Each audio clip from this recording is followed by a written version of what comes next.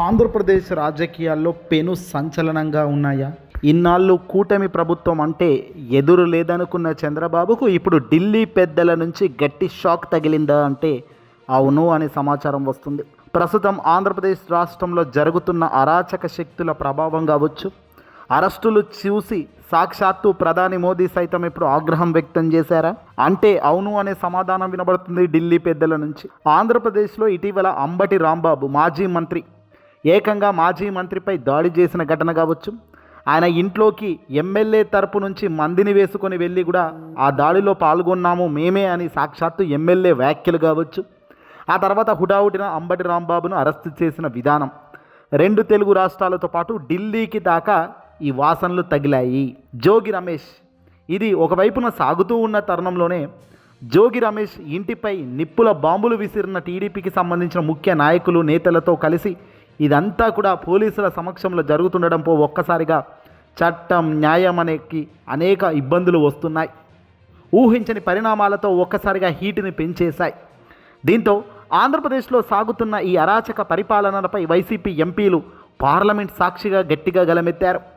అంబటి రాంబాబుపై దాడి కావచ్చు, జోగి రమేష్ ఇంటిపై దాడులు కావచ్చు, అక్రమ అరెస్టులు కావచ్చు, ఇలా ఒకటా రెండా పోలీసుల తీరును ఎండగడుతూ వైసీపీ నేతలు వినిపించిన బలమైన వాయిస్కు కేంద్రం ఒక్కసారిగా ఇప్పుడు కేంద్ర పార్లమెంట్ సాక్షిగా డిఫెన్స్లో పడిపోయింది. ప్రజాస్వామ్యాన్ని కూనీ చేస్తున్నారన్న ఆరోపణలు రావడంతో కేంద్ర పెద్దలు చంద్రబాబుపై ఇప్పుడు ఆగ్రహం వ్యక్తం చేస్తున్నట్టు గుసగుసలు వినబడుతున్నాయి.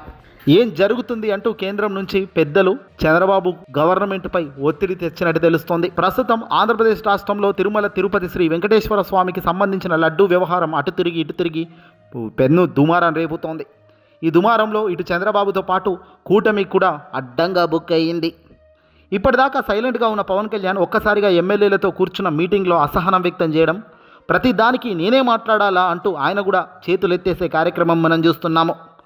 అప్పట్లో రెచ్చిపోయి మాట్లాడిన పవన్ ఇప్పుడు సాక్షాత్తు ఆ తిరుమల తిరుపతికి సంబంధించిన లడ్డు వ్యవహారంలో కల్తే లేదు, ఆ లడ్డూల్లో ఏకంగా జంతువుల కొవ్వు కలవలేదు అని నిర్ధారణ అయిన తర్వాత కూడా వీళ్ళు దానిపై స్పష్టత ఇచ్చేందుకు ధైర్యం చేయకపోయే విధానం చూస్తుంటేనే అర్థమవుతుంది వీళ్ళు మాట్లాడింది కరెక్టా రాంగా అన్నది. ఇక దీన్ని పక్కన పెట్టిన పవన్ ఇటీవల తన ఎమ్మెల్యే ఎవరో రాసలీలల్లో దొరికాడని, ఆ ఎమ్మెల్యేపై చాలా గుర్రుగా ఉన్నాడు, హుటాహుటిన ఆ ఎమ్మెల్యే పైన కూడా యాక్షన్ తీసుకునేందుకు సిద్ధమవుతున్నారు. కేంద్రం నుంచి సెగ తగిలేసరికి సీన్ మొత్తం ఇక్కడ మారిపోయింది. మౌనంగా ఉన్న పవన్ సైతం ఏదో చేయాలి అన్నట్టుగా ఎమ్మెల్యేలపై మంత్రులపై ఆగ్రహం వ్యక్తం చేస్తున్నారు.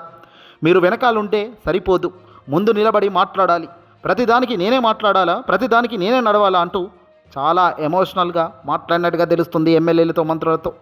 పరిస్థితి చేయి దాటకపోయే ముందే కంట్రోల్ చేయండి అంటూ కేంద్ర పెద్దలు గట్టిగానే క్లాస్ పీకినట్టు సమాచారం.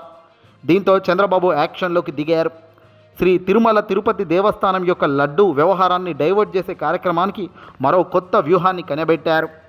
ఇందులో భాగంగా సిట్ ఉండగానే మరో కమిటీ వేయాలని నిర్ణయించుకున్నారట. ఈ తిరుమల లడ్డూ వివాదంపై చంద్రబాబుకు వ్యతిరేకంగా సిబిఐ రిపోర్ట్ రావడంతో చంద్రబాబు ప్రభుత్వం కొత్త డ్రామా ఇప్పుడు మొదలుపెట్టింది. సిబిఐ చెప్పిన నిజాలను జీర్ణించుకోలేక కొత్త కమిటీ వేయడానికి ప్రభుత్వం డిసైడ్ అయిందట. కోర్టు విచారణలో ఉన్న ఈ అంశంపై మరో విచారణ కమిటీ అంటూ హడావిడి చేస్తున్నారు ప్రస్తుతం. జంతువుల కొవ్వు, పంది కొవ్వు కలవలేదని సిబిఐ నిర్ధారించాక సిబిఐ ఇచ్చిన నివేదిక తమను అనుకూలంగా లేదని టీడీపీ ఫ్రస్ట్రేషన్ పీక్స్లోకి వెళ్ళింది. దీంతో సిబిఐని తప్పు పడుతూ కొద్ది రోజులుగా కుట్రపూరిత ప్రచారం చేస్తూ వచ్చింది. సిబిఐ సరిగ్గా విచారించలేదంటూ ఎల్లో మీడియా ద్వారా దుష్ప్రచారం చేయించింది. సిబిఐ రిపోర్ట్లో లోపాలున్నాయంటూ సోషల్ మీడియా ద్వారా దుష్ప్రచారానికి తెరలేపారు. ఊరూరా ఫ్లెక్సీలు పెట్టి టీడీపీ తప్పుడు ప్రచారానికి ఒడిగట్టింది. ఇదిగో ఈ కట్టిన ఈ ఫ్లెక్సీలను చించి పారదొబ్బడానికే అక్కడ అంబటి రాంబాబు గారు వెళ్తేనే ఇదిగో ఇక్కడ దాకా వచ్చింది ఇష్యూ. ప్రారంభించింది వాళ్ళే, ఆ ప్రారంభించిన దాన్ని అలా చేయకూడదు అంటే కూడా కేసులు పెట్టింది వాళ్ళే. అక్కడ విచిత్రం ఏంటంటే అంబటి రాంబాబు గారిని బూతులు తిట్టిన మహిళల అరెస్ట్ కాలేదు, ఆమెపై కేసు బుక్ కాలేదు. అంబటి రాంబాబు గారిని చంపేందుకు కర్రలతో రాడ్లతో ఇంటిపైకి దూకిన ఏ ఒక్కరిపై కేసు పెట్టలేదు, ఏ ఒక్కరిని అరెస్ట్ చేయలేదు. ఇక్కడ ఎవరైతే బాధితుడు విక్టిమ్ ఎవరైతే ఉన్నారో ఆ విక్టిమ్ మాత్రమే ఈరోజు ప్రస్తుతం రిమాండ్లో ఉన్నాడు, జైల్లో ఉన్నాడు మాజీ మంత్రి. పైగా మాజీ మంత్రిని పోలీసులు 2 కాళ్ళు చాపి అర్ధరాత్రి సమయంలో జైలు నుంచి పక్కకు తీసుకొచ్చి కొట్టారట. ఇది మరింత దారుణం, మరింత ప్రజాస్వామ్యంపై అపనమ్మకం తెచ్చేలా ప్రవర్తిస్తున్న తీరుకు ఇది ఆదర్శం. మరి ఇలాంటి కార్యక్రమాలు చేస్తున్న ఏ ప్రభుత్వ పెద్దలైనా దీన్ని అంగీకరిస్తారా, గౌరవిస్తారా? ఇదే ఇప్పుడు కేంద్రం కూడా ఆగ్రహం వ్యక్తం చేస్తుందట.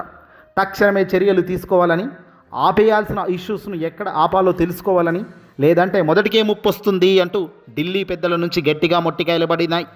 ఏదేమైనా బృందాలు ఎంక్వైరీలు చేస్తున్నా ఇన్వెస్టిగేషన్లో వచ్చిందంతా కూడా వాళ్ళకు అనుకూలంగా వస్తేనే ఒకెత్తు, వాళ్ళకు అనుకూలంగా కనుక రిపోర్ట్లు రాకపోయినా, విచారణలు రాకపోయినా వెంటనే డైరెక్ట్ యాక్షన్ ప్రారంభిస్తూ చంద్రబాబు నాయుడు గారు ఇలా పోవడం సరైన విధానం కాదు. ఢిల్లీ పెద్దల ఆగ్రహంతో చంద్రబాబు ఇప్పుడు ఏం చేయాలో తెలియక డైలమాలో పడ్డారు. అక్రమ అరెస్టులు ఆపకపోతే కేంద్రం నుంచి మరిన్ని చర్యలు తప్పవా? వైసీపీ పోరాటానికి కేంద్రం తలగొగ్గే పరిస్థితి రాదా? చూడాలి వేచి. ఈ వీడియో నచ్చితే లైక్ కొట్టి షేర్ చేయండి.